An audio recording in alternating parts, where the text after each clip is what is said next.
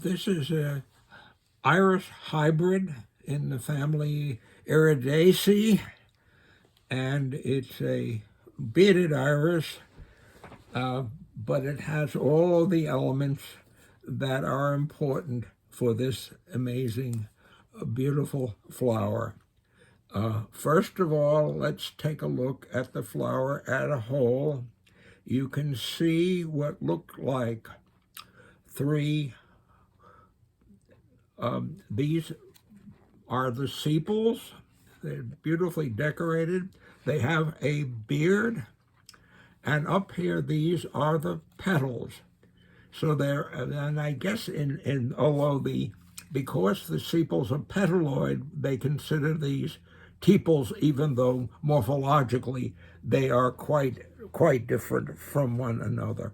But look at those.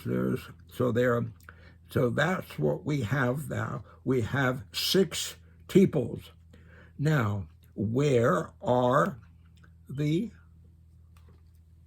stamens? Well, the stamens come between, if I pull down this sepal, you can look inside. Can you see inside of there? And you can see that whitish, in this case, the whitish anther sac and the longer filament. So there is your stamen. So there are actually, since there are only 3, there are 3 of those. You can see them there. There's another one inside there.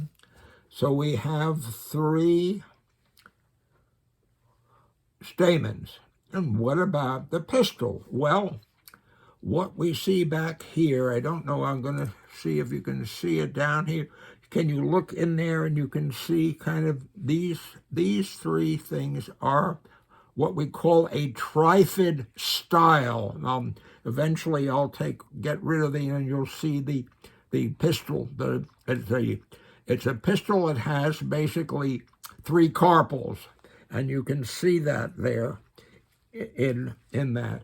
So, but where is the stigma? And the stigma is that tiny little shelf. Right, can you see it at all? Here, it's right in here. That little white shelf there, that is the stigma. Okay, there it is over here. You can see the shelf. And what happens there is that acts like a scapula. When the bee moves in, if it's covered with pollen, that scrapes off the pollen, and then when the bee moves out again, he pushes that shelf-like thing against the style, and that starts the pollen tubes working. So let's just look at these things. I'm going to take these apart so we can see. So first of all, there is, oh, look at that. Isn't that gorgeous? That is the tepal that's basically derived from the sepal. And look at that beautiful beard on there. That's to collect the pollen sometimes to help here. So I'm going to take all 3 of those off. And so we have 3. Can you see them all? Then there are 3 sepals. Now we have the petals. You can see the petals over here rising up. And I'm going to take the petals off now. There's one of the petals. Okay, there's another one of the petals. And there's the third one of the petals. Now, what we have left here, I'm going to take away some of this stuff. These are bracts which are surrounding the base, because this is an inferior ovary. And if I'm going to take these bracts away, we can see that that green is the inferior ovary. It's all part of that here.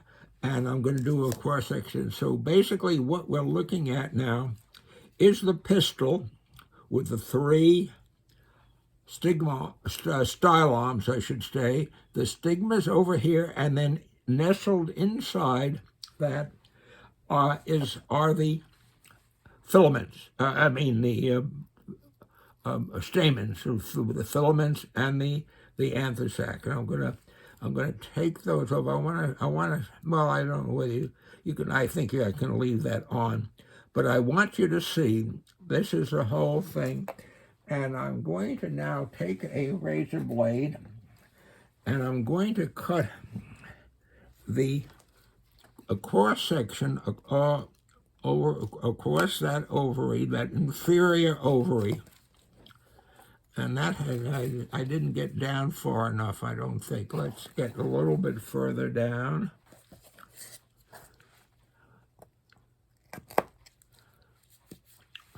And there, that's more like it.